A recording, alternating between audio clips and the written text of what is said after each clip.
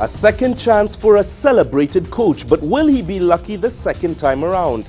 Matchpoint sits down with the Super Eagles head coach Stephen Keshi to chat about his predilection for local-based players and what his plans are to conquer the continent once again. Hello and welcome to Matchpoint, the weekly program that brings you African sports news, action, features and highlights from the continent and beyond. I'm Mahe Mutwa, also coming up in this edition. Down but definitely not out, Zimbabwe aim for strong showing at Continental Rugby Tournament later this year. And we look at some of the international footballers who ply their trade in Somalia. Well, let's begin in West Africa, where Super Eagles head coach Stephen Keshi says he is determined to leave a lasting legacy as he begins a second stint as coach of one of Africa's most famous footballing nations. The 53-year-old will hope for an improved relationship with the new officials at the Nigeria Football Federation as he tries to steer the 2013 champions back to the top in his second coming. After leading Nigeria to their first African title in 19 years, Stephen Okechukwu Keshi is looking to rewrite history with the Super Eagles once again.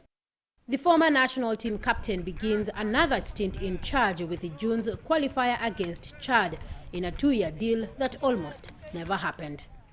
At one point I said, that's it, I'm not coaching Super Eagles anymore, I'm done. Somebody else needs to take over. I just want to move forward.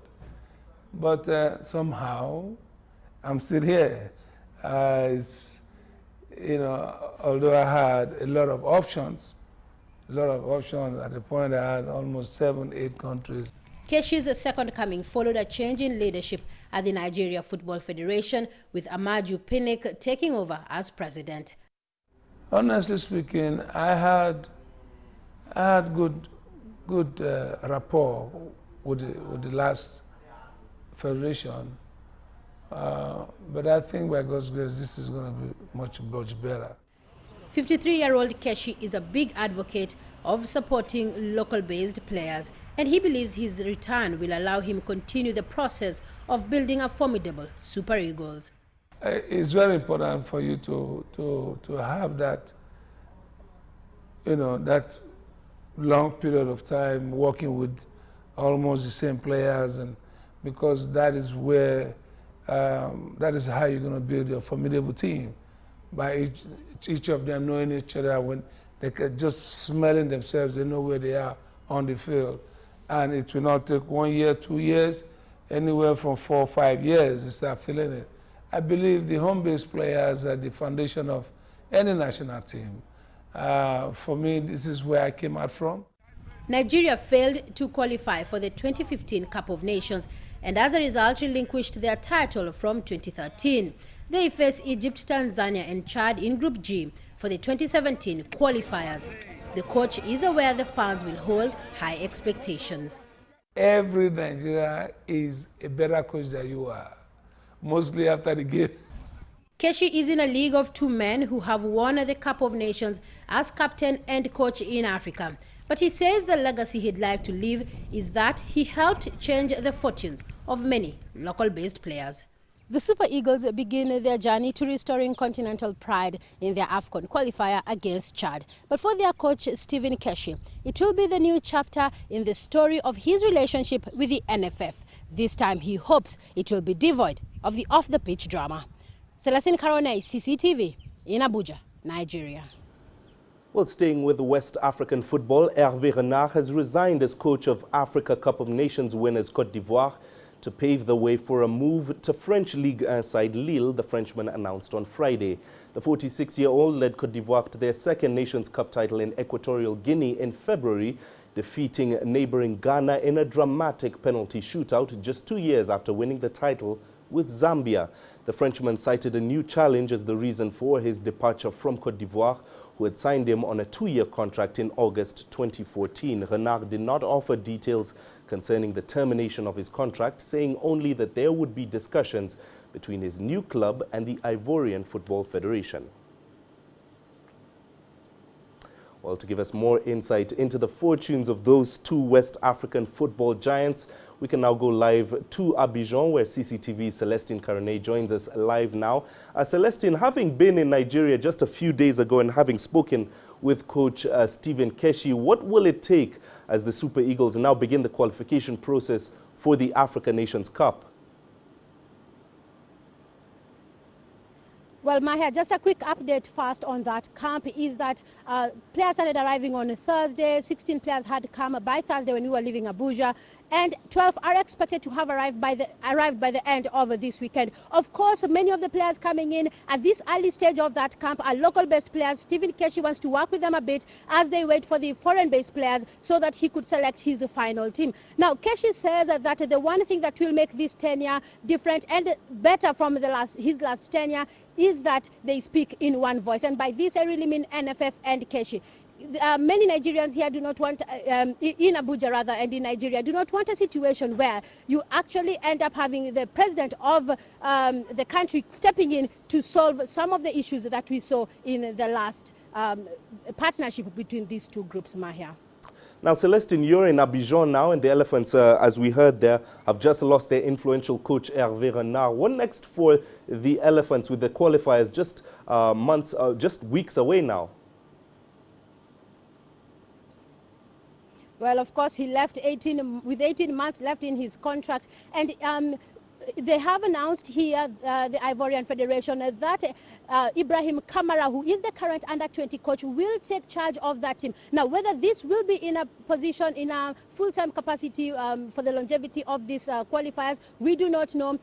Remember, these qualifiers will run all the way to 2016, so it might give the team a chance to select another coach if they feel the need to. Now, Kamara is known as a successful coach. In 2013, he won the first African title for the under-17 for this country in Morocco. So many fans are expectant here. Now, Hervé, of course, will be missed a lot here by fans, Mahia. Well, obviously, they are losing one of Africa's most established coaches. But you've been in Ivory Coast. What has been the reaction from Ivorians there to Hervé Renard's departure?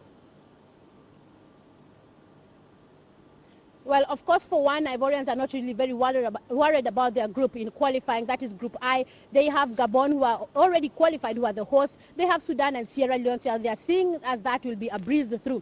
But this is a man who was loved, of course. Who wouldn't love a coach who has won the Cup of Nations? This country has waited for so long. And so when we went out to the streets, the fans, however, had a bit of mixed reactions to his departure. Let's take a listen. Since Renard came, you can see an improvement in the Ivorian team. But he won the Cup of Nations at the first time of asking. That to me is the highest he could ever have taken us, so I guess it makes sense that he moves on. He is living on a high, which is good for a coach.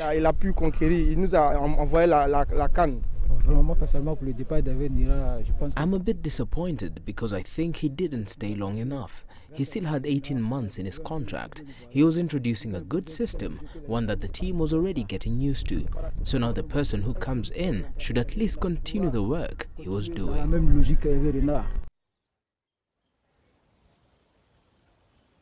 Well, of course, the last time Renard left an African team and headed out to France, it didn't go so well, and he came back to the continent. So maybe some of the fans here are thinking, maybe he might not succeed and come back. But all in all, they do wish him all the best, Mahia. All right, Celestine, one team losing a big coach, another keeping one. Thank you very much for that insight. That was CCTV's Celestine Karane joining us live from the Ivorian capital, Abidjan. Well, it's time for us to take a quick break here on Match Point. Here's what's coming up. Down but definitely not out, Zimbabwe aim for a strong showing at the Continental Rugby Tournament later this year.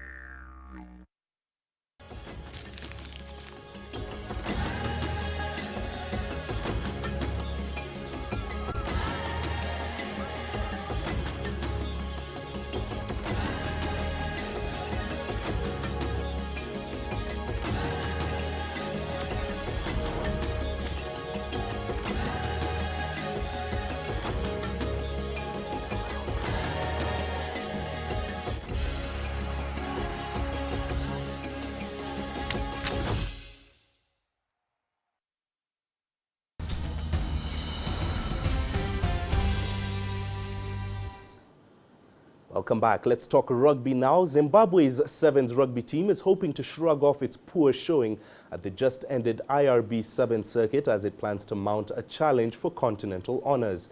Farai Mwakutuya brings us more. The Cheetahs, as they are affectionately known here, are fast earning the reputation of rugby's nearly men. Last year, they narrowly failed to achieve IRB core status. This year, they fell to Russia at the final hurdle of qualification to the IRB international circuit. The team is now aiming to restore lost pride by conquering the continent. Up next are the All-Africa Games in Congo-Brazzaville in September, the Africa Cup in South Africa in November, and the Cape Town Sevens in December. The big one obviously is the November Africa Cup Sevens, where Zimbabwe has to win that tournament to qualify, in order for them to qualify for the Olympics in 2016. We are working hard. We have also indicated to Saru that we would like to go back to the Stellenbosch Academy of Sport in Stellenbosch and see if we can prepare exactly the same way that we prepared before we went to Hong Kong, which gave us the desired results. Well, we failed to qualify, but we were very close to that.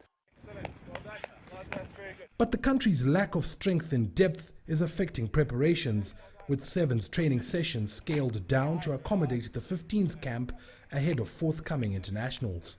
A lot of our players are involved both in the Sevens and the 15s.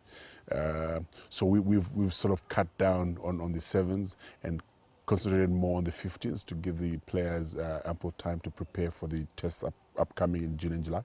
There are bigger problems affecting the game.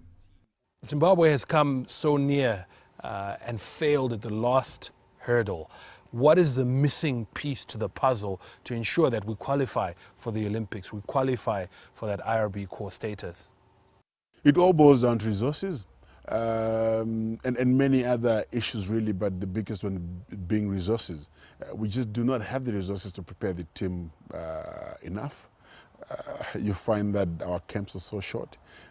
Our high-performance programs are not fully funded, and we have to scrounge for resources to make sure the boys are doing the right things. Another challenge is availability of players, many of whom ply their trade abroad and are unable to free themselves from club commitments to come back home and prepare adequately. The Cheetahs has a core of players that have been in the team for more than 5 years now. Though new blood is slowly being infused, the older players are unlikely to be dropped.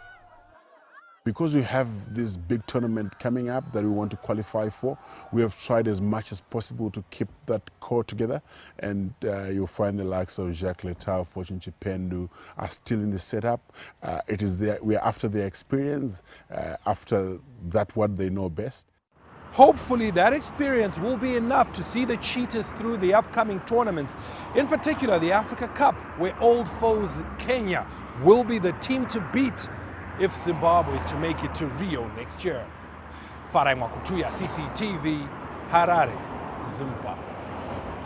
And of course, Africa's other two big teams on the IRB circuit are, of course, South Africa and Kenya. Well, now joining us in studio to discuss his team's season so far is one player who's no stranger to Kenya's squad. This is, of course, one of Kenya's most celebrated players, Collins Injera, who plays with the Sevens squad. Collins, thanks for joining us this evening in studio. Of course, this hasn't been a vintage year for the team. What would you put it down to, and what comes next for the Sevens side? Mahia, thank you very much for having me. Definitely the team this season has been quite, we've had our ups and downs. The season has been quite tough, and it's all how we started it. We didn't start the season quite well in Gold Coast. We didn't have some of the players in the squad. Some of us rejoined the team midway. We also had the coach resigning, new management taking place. But all in all, the season hasn't been quite all rosy for us.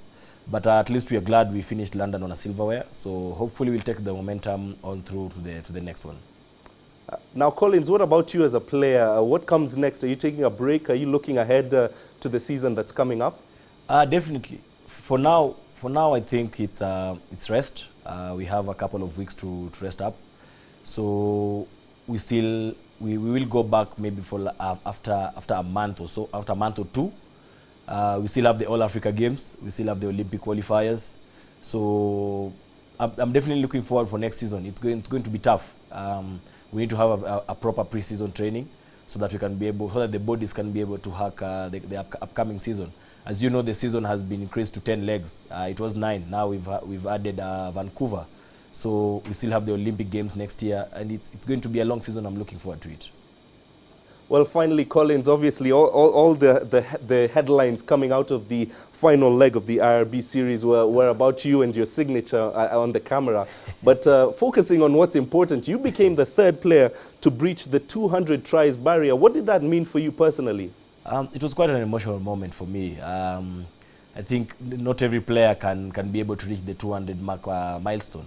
And for me, being the third in the world and first in Africa, it was such an amazing feat. I think credit to the guys the former players, former management team, the current players involved with the current management team, and everyone who has been involved with the rugby, either directly or indirectly, the fans. I think credit to them. Without them, I don't think I would have been able to achieve such a milestone. All right, Collins, thank you very much for speaking to us here on Match Point. We do wish you all the best, and maybe we'll see more signatures once you breach the 250 mark and onwards. That was Collins Injera, one of Kenya's most capped players with the Rugby Sevens team.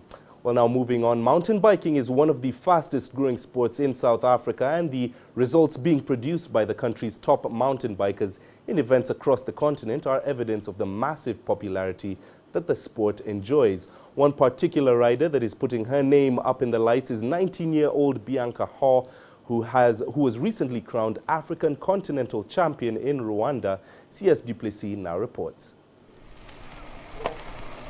Bianca Hall lives by the saying, the brave don't live forever, but the cautious may not live at all. And it shows in her riding.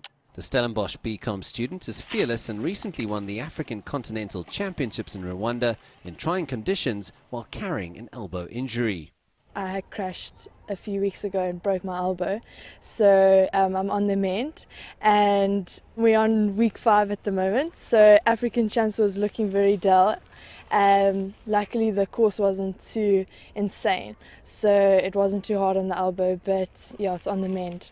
The daughter of a sugarcane farmer in KwaZulu-Natal believes that her studies are just as important as her riding and says finding a balance between both can be tough at times. It is, but I'm lucky enough to be at Stellenbosch, and they're very understanding, the sports department, and on an extended degree, which helps a lot. You have more time to train, and studying at the same time is cool. Hall has set her sights on becoming world champion one day and believes that with loads of hard work and time on her mountain bike, that her dream will one day come to fruition. Every cyclist's dream is probably to be a world champion one day. Olympics in the shorter term, that's a big goal of mine, but obviously anything can happen. There appears to be no stopping South Africa's mountain biking speed queen Bianca Hall. She's conquered the African continent and taken a massive step towards qualifying for the Rio Olympics in 2016. CS Duplessis, CCTV, Stellenbosch, South Africa. Right, it's time for us to take another quick break here on Match Point. Coming up when we return, we focus on international footballers who ply their trade in Somalia.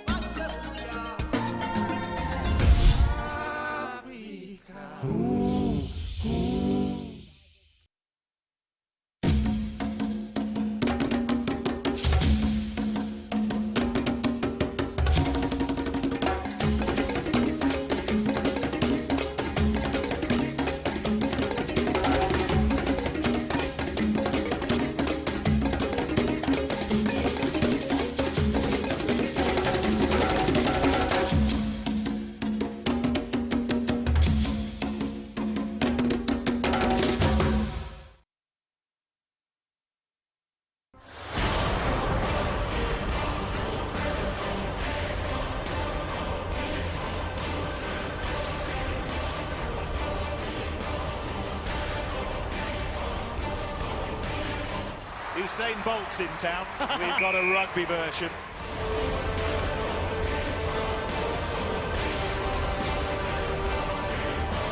I'm not sure what sort of a dance that is.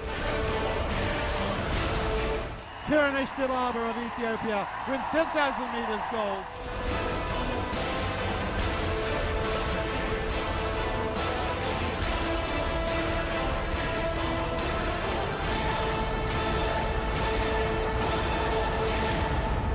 Lewis, well done. You're an absolute legend.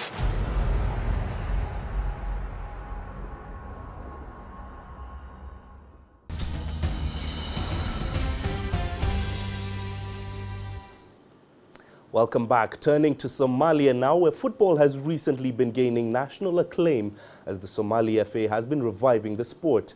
FIFA too has been conducting courses for officials, but it's the local league that's made remarkable progress. The Somali League has even attracted a number of foreign players who now actively feature in league fixtures. Mohamed Hirmoge reports. Training for a tough match. This is one of the games that could decide the title. With only 3 games to go, the league goes down to the wire. Foreign footballers have been key to this season's league race. At least 20 foreign players joined the local league from Kenya, Uganda and Nigeria. You know, football is all about moving, just like a moving train. You can say today, yeah, you have to move so that you learn more. Yeah, and that's what brings me here, to learn more. Somalia's football is fast gaining pace. The players say there is competition, and it's just about time Somalia took part in regional tournaments. When I arrived here, I saw that there is good competition. Every team is serious, the clubs are serious, and also the Football Association of Somalia also is serious. That means that 2 to 3 years to come, Somalia, they can even play now in African Cup of Nations. With a number of foreign players already featuring the Somali League, international sponsors may also follow. Since league football resumed, a number of foreign players have signed up for local Somali sides. Perhaps another sign that the Somali football is fast gaining popularity. Somalia's FA has also been able to host FIFA-level courses, training local coaches and match officials. The Somali sport could soon be ready to compete at regional and international level. But for the fans here, there is already far more to enjoy in the league than merely supporting their favorite sides. Mohamed Hirmoge, CCTV, Mogadishu. Now, with football leagues all across Europe drawing to a close this weekend, England's Premiership will also have all matches wrap up simultaneously on Sunday. Let's take a look through the fixtures as the season comes to an end. Third-placed Arsenal welcome West Bromwich Albion to the Emirates, having never lost to their opponents in 8 previous meetings. Aston Villa face Burnley, while the champions Chelsea host Sunderland. Swansea travel to Crystal Palace, while Everton looks set to end in 10th position when they host Tottenham. Fourth-placed Manchester United end their season away to Hull City, while already relegated Queen's Park Rangers are away to Leicester City. Second-placed Manchester City are at home to Southampton as they seek to get the double over their opponents. Newcastle are fighting for their lives and will aim to avoid relegation against West Ham, while Steven Gerrard should make his final appearance in a Liverpool shirt away to Stoke. Well, with the athletic season heating up ahead of the 2015 Athletics World Championships this August, athletes have been gearing up to be ready for the main event in Beijing. The championships were first held in 1983 in Helsinki, Finland, and were every 4 years before the format was changed in 1991 to be held every 2 years. Well, this week on the Matchpoint Top 5 segment, we take a look at how African countries have done on the track since the very first edition, going by medals won. At number 5 is Algeria with 9 medals won. The North Africans have amassed 6 gold medals and no silver to date, while another 3 bronze medals places them at 25 in the world and number 5 on our list to kickstart the countdown. At number 4 is South Africa with an impressive 17 medals. The Rainbow Nation has won 1 more gold in its history than Algeria with 7. With 6 silver and 4 bronze, they are 4th on the continent at the IAAF World Championships. Third on our list is Morocco with 10 more medals won in total than South Africa. Morocco has won 10 gold, 11 silver and 6 bronze to total 27 medals won in the history of the championships. That puts them at 18th overall, sandwiched between China at 17th and Australia at 19th. At number 2 on our list and 7th overall is one of East Africa's athletics powerhouses. Ethiopian athletes have been unstoppable at the Worlds, amassing a whopping 64 medals to date. 22 gold, 19 silver and 23 bronze, with Ethiopian runners also expected to add to that tally in Beijing. Kenenisa Bekele and Haile Gebrselassie are two of an elite 14 male athletes who have won at least 6 medals at the World Championships. And finally at number 1 is Kenya. With an impressive 112 medals in total, the other East African athletics powerhouse is top of the African medals tally and 3rd overall behind the USA and Russia. Ezekiel Kemboi is also included in the prestigious list of 14 athletes who have won 6 medals at the championships alongside Bekele and Gebrselassie. Kenyan runners have clinched 43 gold, 37 silver and 32 bronze since the start of the competition and will be one of the teams to beat on the track this year to round off the African medalists at the IAAF World Championships. Well, that does it for this edition of Matchpoint. Remember, you can send your feedback to us. The email address is matchpoint@cctv.com. You can also visit our Facebook page, CCTV Africa, or stay in touch on Twitter. The handle is @CCTV News Africa.